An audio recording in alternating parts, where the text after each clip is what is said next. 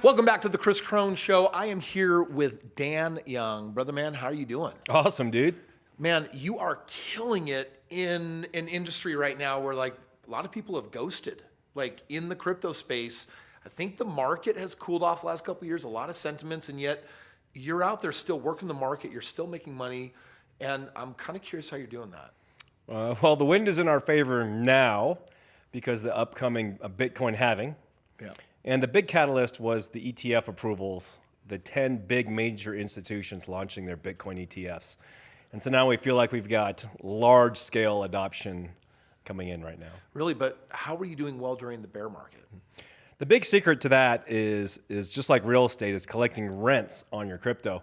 A lot of people buy crypto in hopes that it goes up, which it can go down too, but collecting yield is really the secret. For those of you that don't know Dan Young is founder of PC Laptops, Ugly Unicorn Crypto Fund. He has multiple year Inc. 500 winning awards. He was on the AMD Gaming Advisory Council, served on the Intel Board of Advisors for 16 years. Fun fact, he built the largest Bitcoin mining facility in Utah in 2014, and he's done more than $700 million in sales and made his Ugly Unicorn Crypto Fund investors a lot of money. Yeah, we've done well. Yeah, I mean, you launched that in 2022, 2023. Most would argue your timing was really bad, and yet the returns have been good. Yes. Yeah. So there's a little bit of background on who you are, but I would like to dive deeper because your parents were byproducts of World War II. They fled communist China. Yes. Tell me a little bit about what your upbringing was like. You know, it's kind of interesting. In our home, my parents didn't let us speak Chinese, and they spelled our last name Y-O-U-N-G, and a lot of people thought that was kind of weird. But my dad was saying, you know, no one should be able to tell your national origin from how you speak. And we're living in America, so you should be able to be the best communicator possible. And that's actually a major advantage.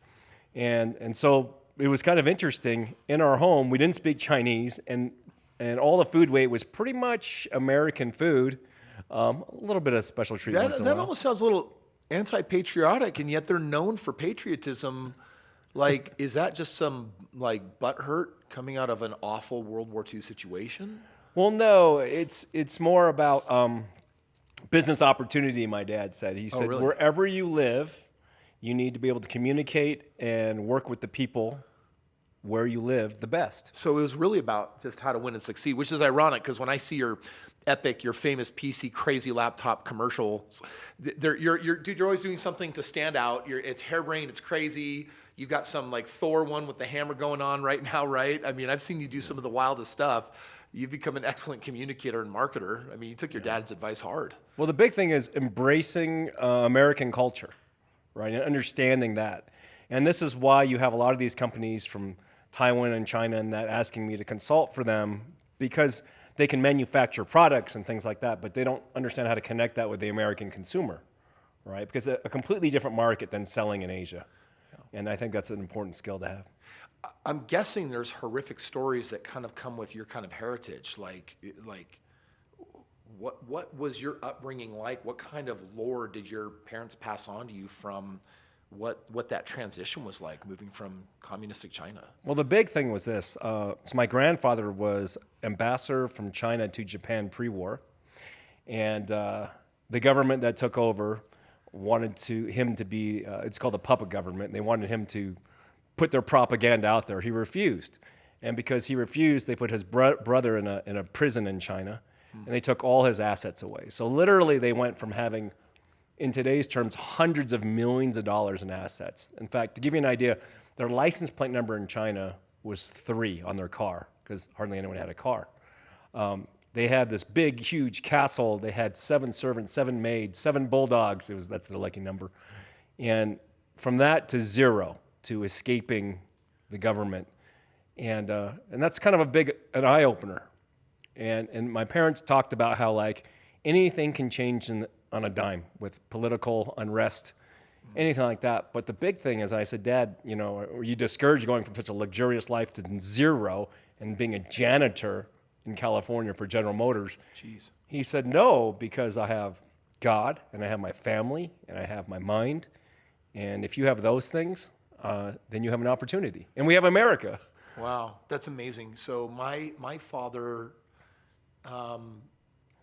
very similar experience, World War II. You know, he was young. He was 2 years old at the start of the war, 5, 6 at the end. And my grandmother was shot by Russian soldiers, shot in the neck and in the shoulder. She was left for dead, but survived. She was brutally raped. She was dragged off to concentration camp, even though she wasn't Jewish. She fled, escaped, rescued my dad, brought them safely to the West. Actually went to the West just a week and a half before the Berlin Wall came up, and had they been on the wrong side of the fence, would have never been able to. I don't even think I'd exist. Wow. Just a really, really, it's amazing how that time created such a profound history that carries things. Like when you look at the businessman that you are today, what kind of traditions do you think you've carried on from your parents' lore, from their rituals and traditions? The big thing is doing absolutely your best and learning from your mistakes, and not spending so much time with regret. It's all about what action and opportunity do you have now.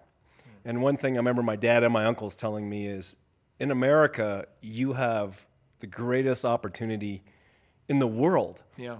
And if you're able-minded and able-bodied, if you're not successful here, you're just not taking advantage of the opportunity, taking action.